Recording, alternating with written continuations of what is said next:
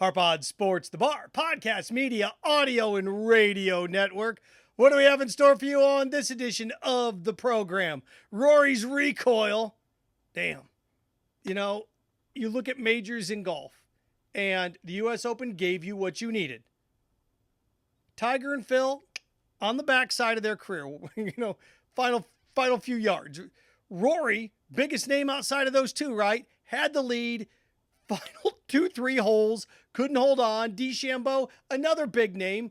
I'm going to get to tears in golf coming up, but almost. But the U.S. Open gave us what we needed in terms of consumption, why we watch, what we watch professional sports for.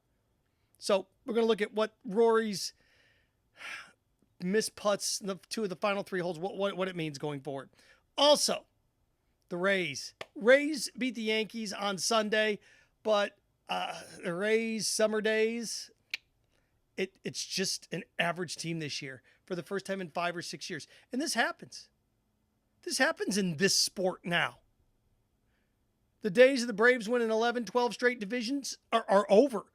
Go back and look how many teams win their division or make the playoffs 5, 6 straight years in baseball. They don't. The Dodgers, they don't. And the Rays are an average baseball team. How did that happen? We'll look at that. And also, a little Carolina Panthers pride.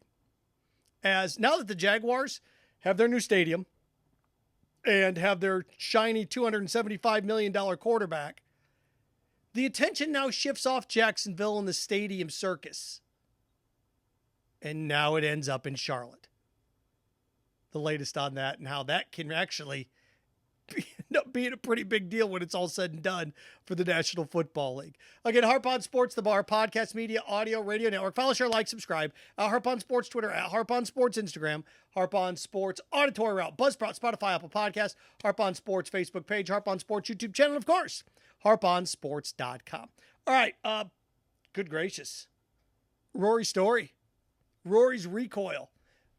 There are tiers in golf when it comes to stars. And look, let's face it. This is one of those sports.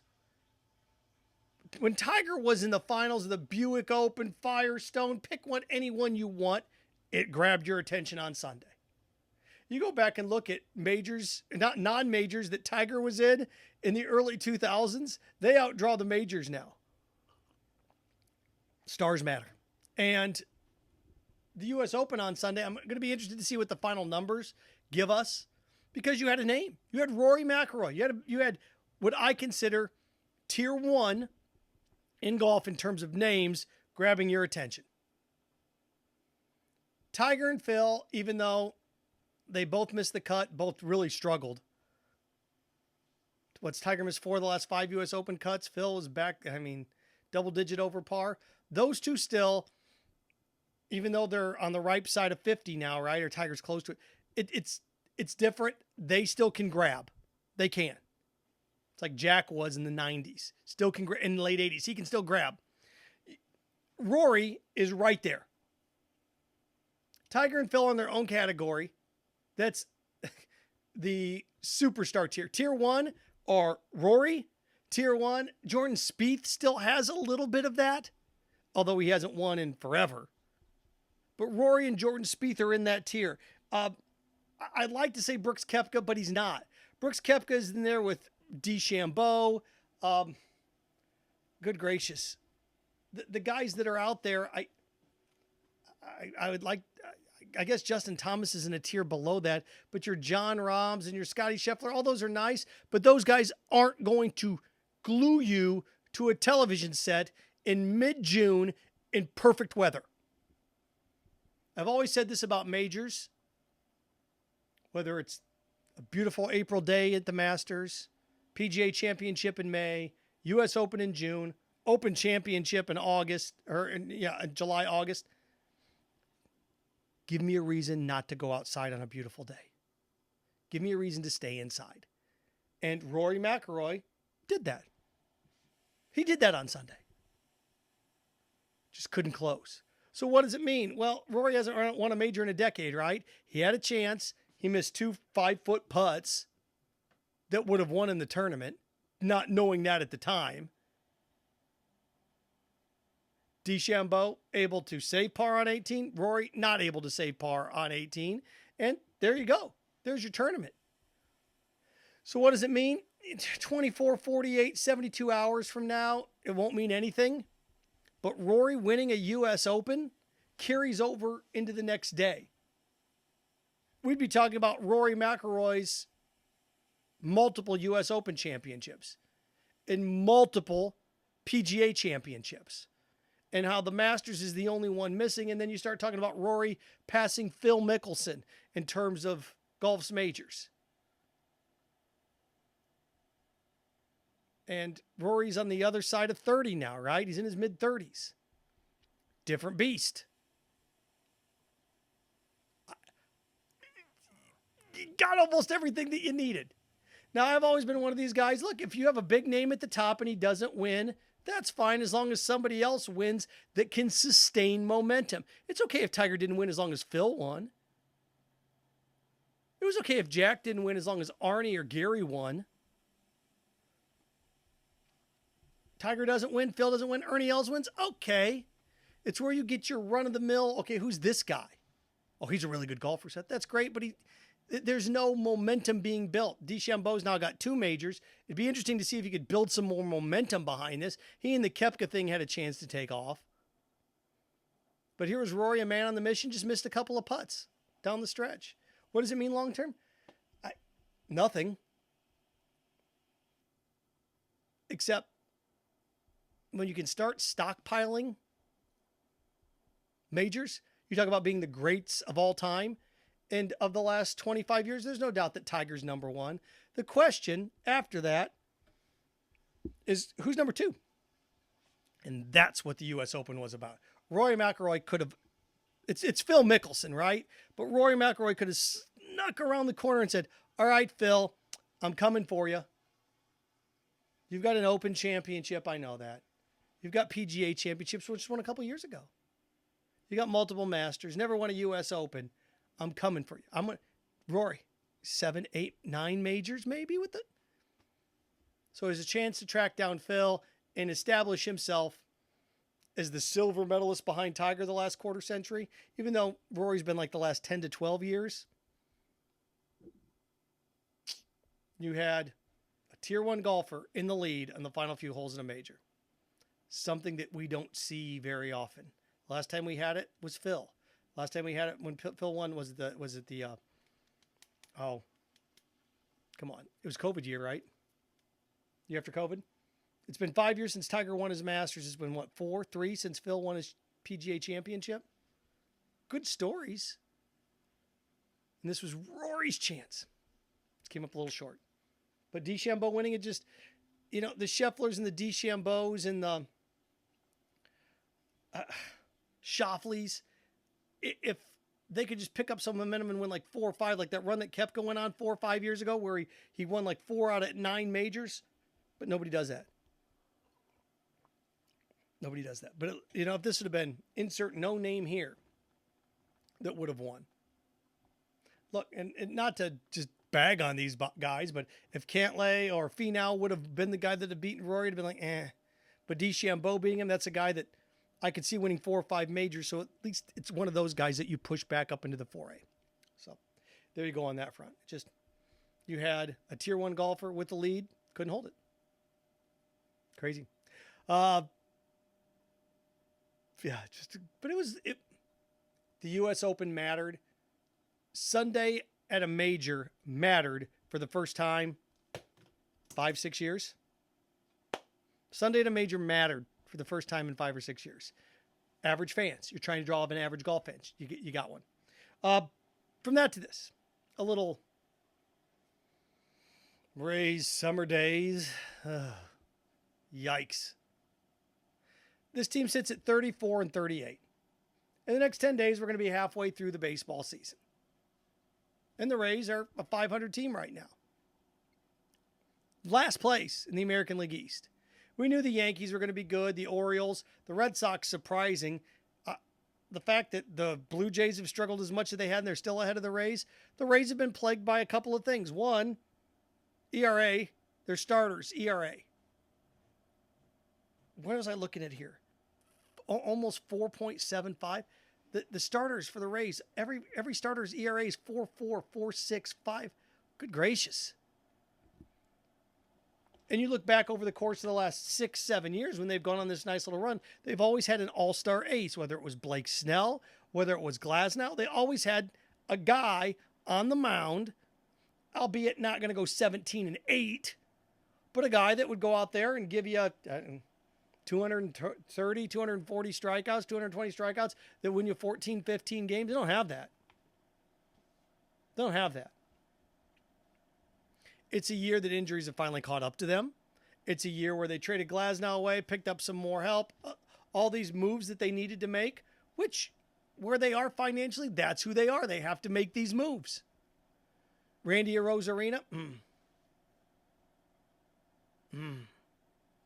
hitting under 200. Now, trying to figure out what they do with him, well, there's nothing you can do with him. And it's going to be that year. Sometimes it's just that year. You have a couple injuries, things don't work out well. And in this sport, other than the Dodgers, what are the Rays made? 5 straight postseasons? Who else does that besides the Dodgers? The Braves are getting there. But in this day and age, nobody does that anymore. Seriously. Angels haven't done it. You think of your teams with your superstars on it. I mean, the Phillies do it now, but what the Rays are and payroll and what they've done, teams that do it have alpha, stud superstars on them.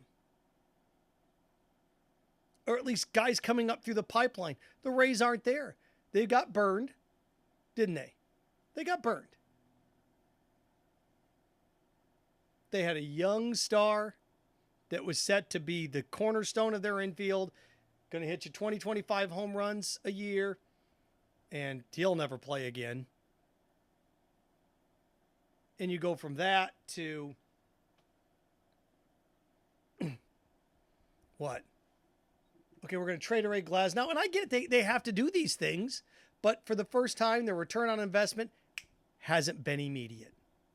Or in the past, when they've traded guys away, they've been able to stash guys at AA and AAA, and in the next 2 years, then they come up through the system and it works out for them. But Wander Franco, the thing about like when the Braves get Freddie Freeman, a big deal, a big extension like 12, 13 years ago, worked out. And then the Braves did this 4 or 5 times over the course of the last 4 or 5 years, extending these guys to long-term deals. The Rays don't have that type of capital. The one time they did it, it backfired. And now they're stuck with Randy Arozarena. What do you do with Randy Arozarena? You can't do anything with him. You seriously can't do anything with him. You have to sit there, hope he hits his way out of this thing. And he's a good baseball player. He's had a bad half. If he comes out and hits 260, 265 in the second half, okay. Then you go into next year. The thing is, the Rays were probably looking to ship him off in the offseason. You can't do that now.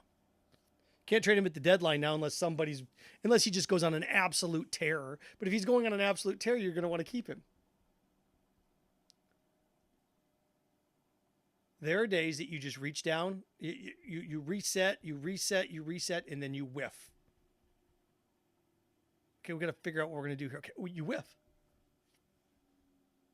Okay, we got the perfect guy for us. No. You see this in the NFL. First round, second round picks, third round picks, they don't work. But sometimes you just stumble into a 5th round pick. I'll use the Chiefs as a reference. Clyde Edwards-Helaire didn't work out as a feature back. First round draft pick, LSU looked to be the part. Isaiah Pacheco, 7th round pick out of Rutgers? He's the guy. Sometimes you get lucky that way. The Rays and they've got some guys coming up with 3 of their top 6 prospects are shortstops. So they've got guys that can kind of slide up in that Wander Franco, but they're just not there yet. And, Paredes is a guy that's going to hit 25 home runs, probably drive in 70 runs, 75 runs, hit close to 290. Oh, okay. Well, that guy's a piece that you can build on. But the reload switch just isn't there. You get your second wind, if you will. The Rays just don't have a second wind this year. They just don't. And it's because they're starting pitching, and then when you combine your starting pitching and then you add Randy Rosarena's struggles to the table, it's just not there. And Kiermaier and Choi and those guys that have gone off the last few years, they just haven't been able to replicate that. They just haven't. So it's just one of those, what do we call them? Tween years? Just not there. Just don't, something's missing. That happens. From that to this, look, I'll give you an example really quick. In the NBA, you see this as well. That, okay, we're good, but we're not quite there to get over the hump. We're good. We've been a title contender, but we're not quite where we need to be. That was this year with the Bucks. Milwaukee Bucks. Okay, we're there, but we're not quite where we need to be yet. Got the Stars. It just doesn't click that year. Phillies last year in baseball. Stars just didn't click that year. So we'll see. The word that I have for them is endure. I mean, you lose Cy Young winner and Snell. Glasnow's leading the whole baseball in strikeouts, right up there in ERA. Just one move, keep making the moves. Just fruits of the labor haven't happened yet. Picked all the apples on the tree, just no new apples are growing. Not yet anyway, not ready to be picked. So there we go. Want to wrap with this. The Jags, late last week, make Trevor Lawrence the highest per year quarterback paid in the NFL. They're able to do this because now there's security involved with the new stadium. Okay, this is a 5-year deal, which is essentially what? He had one more year. So it's essentially a 7-year, 300 something like that, $1 million deal when it's all said and done. 6-year, 300, 7-year, 300. By the time you count the final year of his contract, the player option, it's right in that era. That way you can dump money in. Now there's like this big, massive $70 million cap hit, but they'll rework that. Just it's staggering to look at. He's still going to get that money. It's just how it's dispersed. Signing bonuses, back ends, voided years, things of that nature. But now that deal's done and the Stadium of the Future's done, for the longest time it was the Jags are moving, the Jags are moving, the Jags are moving. Before the Jags have been this threat to move for 15 years. Before it was the Jags, you had spurts of potential teams moving. First it was the Colts, the Vikings, and that's what LA was used for always as a threat to move a team. And then the musical chairs stopped. There's only a couple seats left. And then the Rams actually did move. The Chargers did move when they didn't get new stadiums. Now all of a sudden we have to hit the reset button. The Raiders wanted a new one. It wasn't going to get done. Vegas steps up 6-7 years ago. Boom. Now Vegas is done. So now the Jags were one of these that just kind of floated around there. And boom, that deal's done now. So who's next? Well, team that came into the league with the Jags, the Carolina Panthers. Yeah. Now, David Tepper's the owner, throws drinks on people. Yeah. Not exactly a smooth start for him. Actually, once Dan Snyder left the NFL, Tepper's kind of slid in as that's not how an owner behaves. And he wants big bucks. He sees what Jacksonville gets. They came into the league at the same time, even though Carolina underwent about a decade ago like a $300 million renovation. Was Bank of America Park, Bank of America Stadium. And now he wants $650 million. And the city of Charlotte, ready for this? 85% polling numbers don't want it.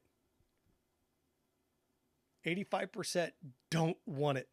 Kansas City has themselves a situation where they rejected a ballot proposal, but the Hunt family can play the state of Kansas and Missouri off each other to build a new stadium. Charlotte, he doesn't have that option. He doesn't.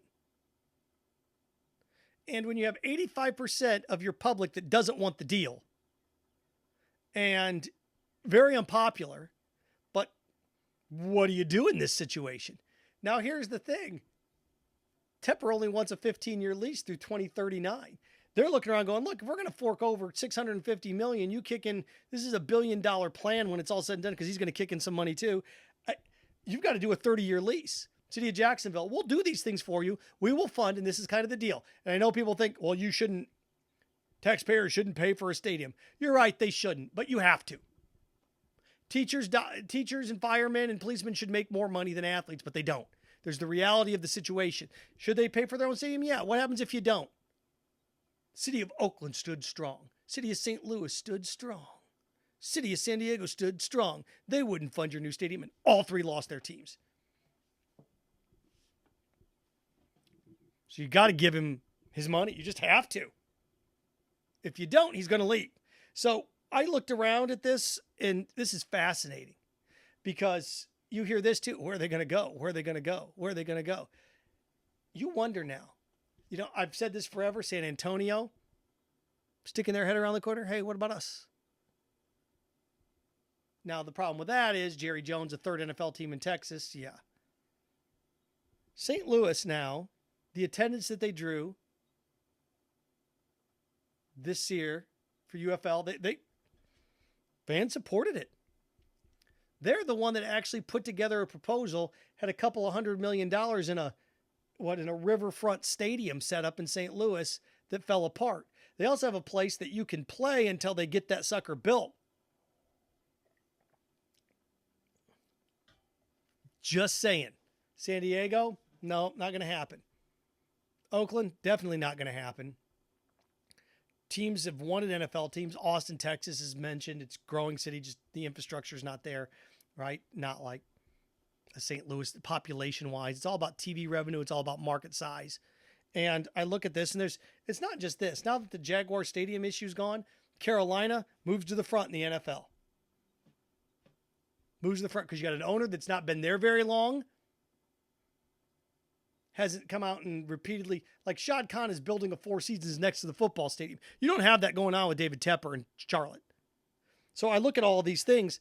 There's other issues too. Football seems to be the cleanest. NHL is talking about expanding, but now that you get Phoenix out of Phoenix, the Coyotes, you look at baseball, the Rays situation, oh my gosh. The A's situation, ugly situations. They're going to expand until those things take place. You got the White Sox now that they want a new stadium. The Diamondbacks, ooh. Baseball's entering a fray here where they've got a bunch of new issues.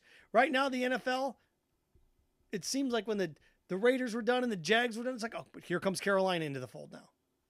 So Carolina is your next staging ground for the National Football League and its movement. And this one, there's not been this much of a pushback from 85%. When the Chiefs measure failed for their renovations, it wasn't massive.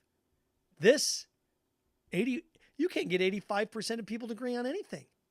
Well, like 14% of people now think the Earth's flat. As many people don't want this as think it's fascinating when you look at this. So, food for thought when it comes to that. The Panthers is your next staging ground for the NFL.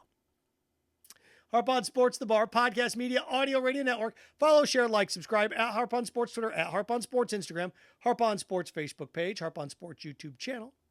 Auditory route, Harp on Sports, The Bar, Spotify podcast, Apple Podcasts, and of course Buzzsprout. Talked about Harp on Sports Facebook page, YouTube channel, and of course harponsports.com. Remember, stay clean, stay focused, stay strong. Frankenstein, have fun with your friends.